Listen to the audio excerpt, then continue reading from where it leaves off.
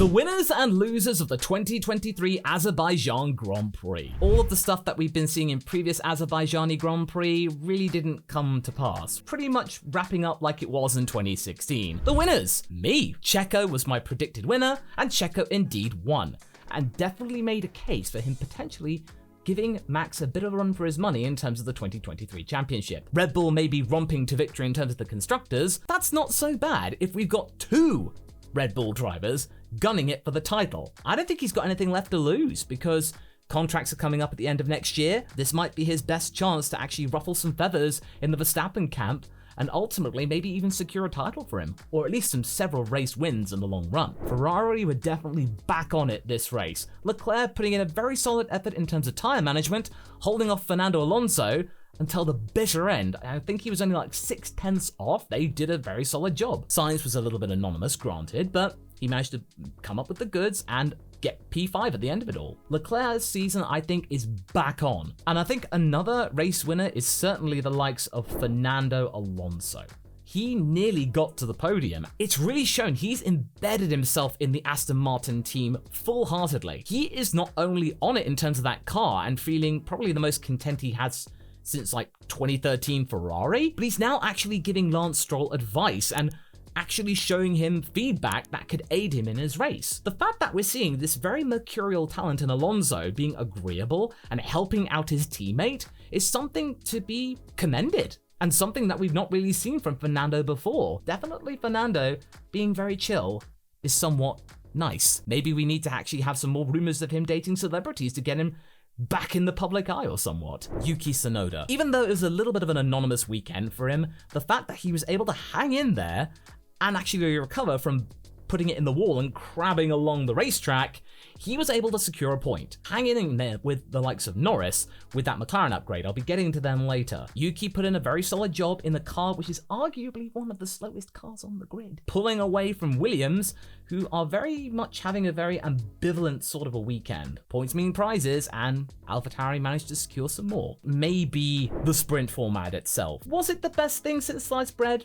Not quite. But it certainly was a lot more appealing and intriguing than I had previously thought. It's now started to mature, and sure, there could be some more tweaks thrown its way. Maybe we don't need a sprint qualifying, and the qualifying itself defines the sprint grid and the race grid, but they really need to change their tyre rule no more than 3 laps old, because Lando Norris and Yuki Sonoda were very much at risk, the latter especially at risk, from not being able to take part in SQ3. I didn't think it really helped that the compounds that we had available, the C5 soft tire, that goes away very quickly. But now we come to the losers. Whoever was in charge of regulating the media in the pit lane. The fact that we had that happen last year with Albon pitting in the last lap, people were at risk because they wanted to get a good place to get good photographs in terms of what's going on the podium and Parc Ferme. Whoever was in charge of saying, okay, you can go in now, needs to be given a stiff talking to or fired. It was a miracle that Ocon was able to stop or slow down in time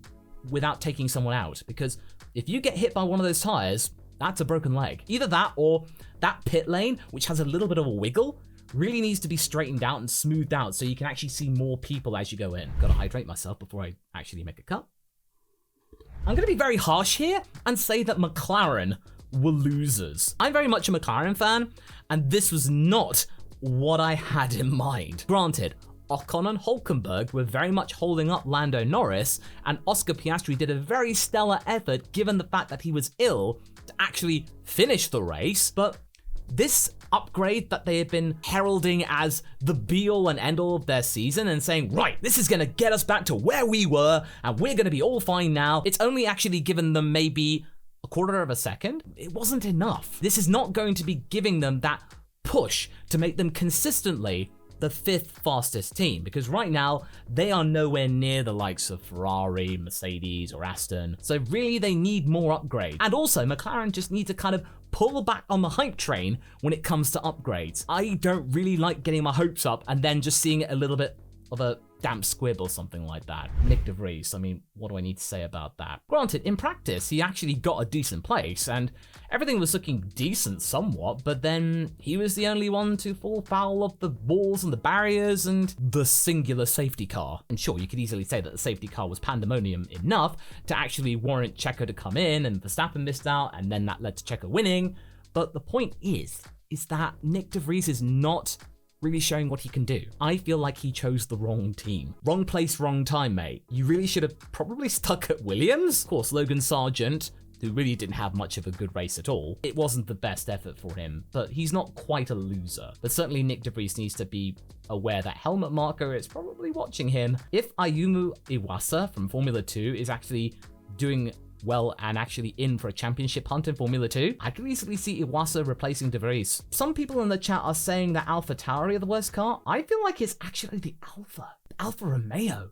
Today, my goodness, all of those multiple pit stops. Valtteri Bottas, Valtteri stopping 3 times, Zhou stopped twice before having to retire. It was crazy. And I feel like there's something wrong with Valtteri. There's just something not there anymore. There's no spark. Sure, he's the happiest he's been in years, and ultimately, happiness for your own self comes first, but in terms of performances on the track, it's just not providing excitement. It feels very much to me that he's riding out his contract before then he chooses to take early retirement, maybe focus on rallying, maybe focus on his gin business.